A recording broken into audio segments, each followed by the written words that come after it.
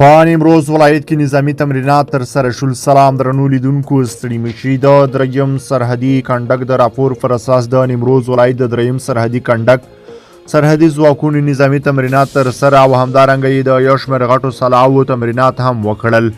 د نیمروز د دریم سرحدي کنډک رئیس ارکان محمد نبی ملاورور وایي د ښه تجربو د ترلاسه کولو او د پوره چمتووالي په موخه د زرنج ښار په یوه څنډه کې لسګونه مجاهدینو امنیتي سرتیرو او سرحدي ځواکونو ته د مسلکي استادانو لخوا نظامي تمرینات ترسره او همدارنګه د ډول ډول سلاحو د استعمال طریقې هم ور وښودل شوې.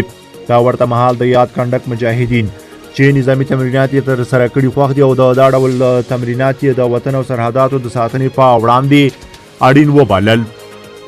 بلخوا بیا د 215 اعظم قلی اردو قماندان نیمروز ولایت ته سفر وکړ. د 215 اعظم قلی اردو قماندان الحاج مولا شرف الدین تقی صاحب په مشرۍ په داسې حال کې چې د خالد بن ولید د څلورمې فلي لیوا قماندان مولا پیدا محمد اقدام او د کمانډو کنډک قماندان مولا محمد ابراهیم حاجی هباد یې ملتیا کوله نیمروز ولایت ته سفر وکړ. د اعظم قلی اردو پلاوي تیره ورځ د دغه سفر په ترڅ کې د دریم سرحدي کنډک د قماندان مولا ګل محمد انصار او د پنځم کنډک قماندان مبشر صاحب د یاد کنډکونو له قماندانانو امیرینو او یو شمېر نورو مسؤلینو سره د همغږۍ ناسته وکړه.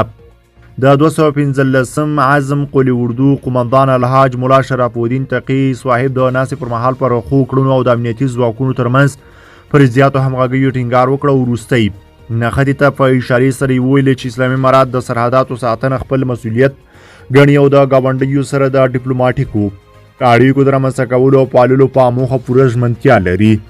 یاد افلاوي د نیمروز د دریم او پنځم سرحدي کنډکونو له مسؤلینو سره تر لیدنې وروسته له ګاونډي هیواد سره د همدې ولایت له پولو هم لیدنه وکړه.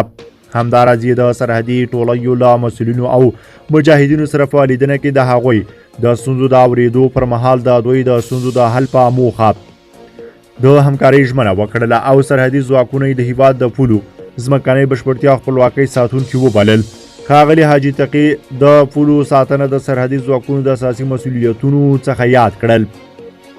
همدارنګه د 215 اعظم قلی اردو قماندان د نیمروز ولایت مقام او د دې ولایت د امنیه قماندان سره د همغږۍ او سرحدي سیمو د ساتنې او اړوندو نورو مهمو مسایلو سره مشورو او خبرې اترې وکړې.